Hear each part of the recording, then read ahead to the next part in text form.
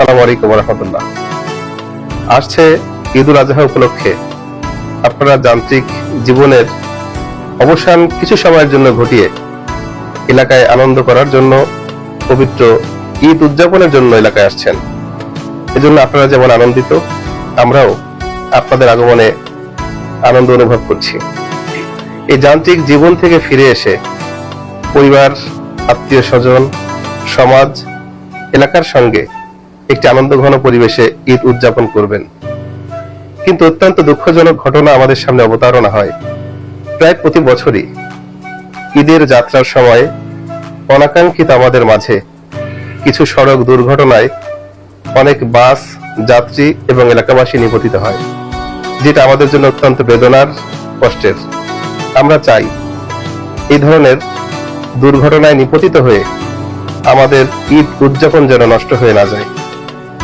তাই আপনাদের উদ্দেশ্যে দুটি কথা বলতে চাই। প্রথমত, আমি যারা চালক রয়েছে তাদেরকে বলতে চাই, আপনারা তাড়াহুড়ো করে বাসের গতি বাড়িয়ে ওভারটেকিং করে আপনাদের যাত্রাটাকে অশুভ করবেন না।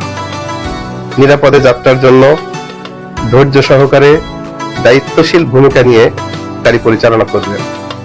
যাত্রীদের জন্য আমার ছোট্ট একটু পরামর্শ, আপনারাও তাড়াহুড়ো করবেন না, অতিরিক্ত বোঝা হয়ে বাসে চড়বেন না। একটা বিষয় মনে রাখবেন, একটু দেরিতে বাড়িতে পৌঁছানো অনেক ভালো সারা জীবনের জন্য না পৌঁছানো থেকে। আপনি একাই সবকিছু নয়, আপনার সঙ্গে আপনার পরিবার, আত্মীয়, সমাজ এবং আমরাও জড়িত। সুতরাং আপনাদের দায়িত্বশীল আচরণ আমাদের ঈদটাকে সুন্দরভাবে উপভোগ করতে দিবে। আমরা চাই আমরা সবাই মিলে আনন্দ ঘন পরিবেশে ঈদুল আজহা উদযাপন করি। আপনাদের যাত্রা শুভ হোক, আপনারা নিরাপদে বাড়িতে ফিরে আসুন, আবার নিরাপদেই পবিত্র ঈদ উদযাপন করে আপনাদের কর্মস্থলে ফিরে যান।